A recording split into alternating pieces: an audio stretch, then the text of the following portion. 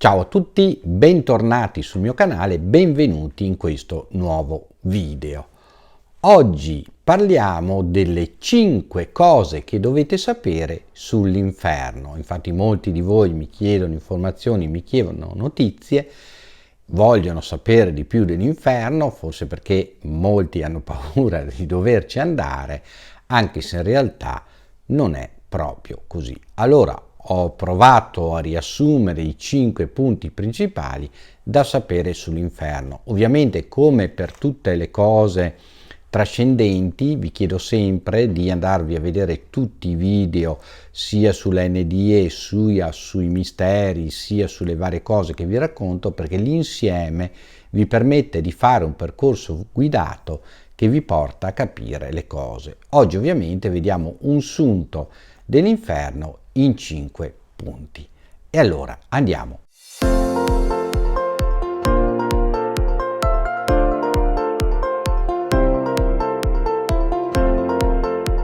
Punto numero 1. L'inferno non è un luogo fisico, ma è uno stato dell'essere nell'aldilà. Quindi non è una caverna, non è un sotterraneo, non è un posto dove ci sono le fiamme e i diavoletti che vi pungono il sedere. Punto numero 2. Da dove nasce l'inferno? L'inferno nei Vangeli nasce dalla Gehenna, quando Gesù parla che altrimenti si sarà gettati nella Gehenna, dove sarà pianto e stridore di denti. La Gehenna, all'epoca di Gesù, in quelle epoche lì, era la discarica del paese o della città, la discarica comunale. Allora si bruciavano lì i vari rifiuti, che in maggioranza erano rifiuti organici, resti di cibo, vecchi mobili, stoviglie, cioè tutte cose, stracci, vestiti, tutte cose in deperimento andavano, scusate, non in deperimento, tutte cose che dovevano andare deperite, scartate, andavano bruciate nella Gehenna, che era appunto la discarica dei rifiuti. Era pianto e stridore di denti, perché ovviamente tutti gli emarginati di allora, pensiamo ai lebbrosi ad esempio, o i poveri, bazzicavano la Gehenna, bazzicavano la discarica alla ricerca di qualcosa con cui riempirsi lo stomaco e anche magari qualche vestito dismesso, qualcosa per potersi fasciare, eccetera. Quindi dalla Gehenna, con le fiamme, con il fuoco, nasce l'idea dell'inferno. Invece, sempre come punto numero 2, da dove nasce l'inferno, nasce anche dal libro di Enoch. Nel libro di Enoch viene appunto raccontato che gli angeli caduti, i famosi angeli guardiani scacciati dal paradiso, scacciati dal regno dei cieli, perché andati contro il volere di Dio, sono stati messi in punizione sotto una montagna in attesa del giudizio finale, quindi imprigionati sotto una montagna. Ecco che tra la Gehenna e il libro di Enoch nasce un po' la storia del perché noi pensiamo all'inferno come delle caverne con le fiamme sotto terra. Punto numero 3. Non ci sono i diavoletti col forcone che vi pungono il sedere, per 2 motivi principali. Innanzitutto, una volta defunti, solo la parte eterea, quindi la parte spirituale, l'anima, la coscienza, chiamatela come volete, procede per l'aldilà, quindi non ci sarà più un sedere da pungere col tridente.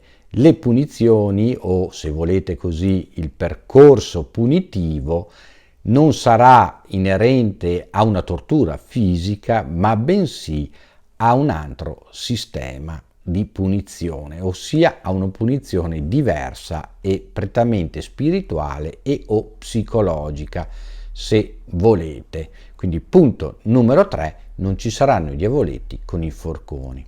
Punto numero 4, non ci sono i gironi dell'inferno. I gironi dell'inferno nascono nella credenza, nelle cose popolari, attraverso la Divina Commedia di Dante Alighieri, il quale ci racconta, ricostruisce un po' l'inferno con i vari gironi. L'inferno è un imbuto verso il basso dovuto al buco prodotto da Lucifero, dal diavolo, mentre precipitava, appunto cacciato dal paradiso, a testa in giù, creando questo cono che finiva appunto nel punto esatto dove la parte fisica, chiamiamola così, del diavolo è incastrata al centro della terra.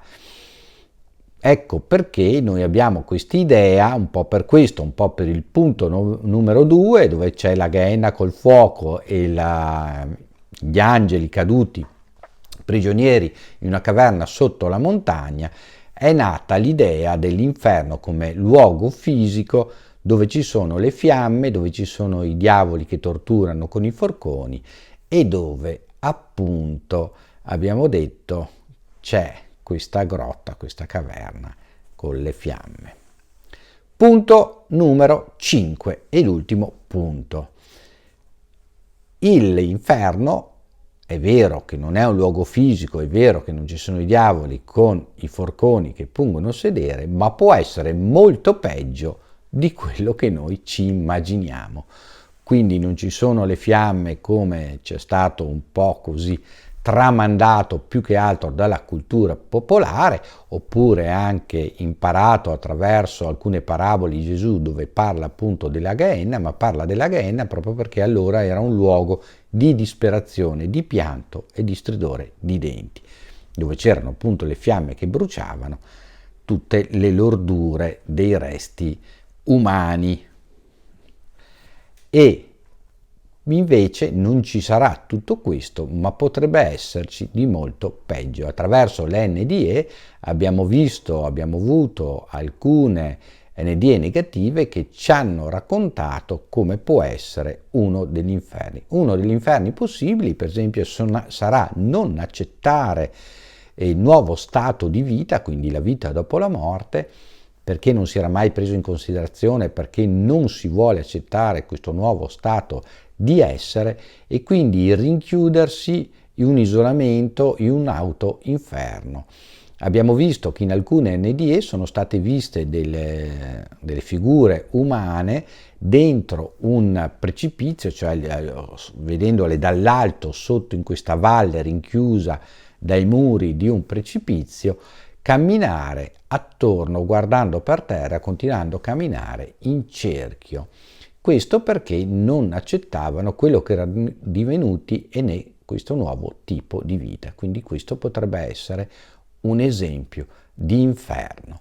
Ma ovviamente sull'inferno c'è da sapere molto di più, quindi vi aspetto tutti, rimanete connessi qua sul canale Ermanno Zolini, venite a trovarmi sul Pirata, iscrivetevi al canale Telegram perché mano a mano che andiamo avanti approfondiremo tutti questi argomenti.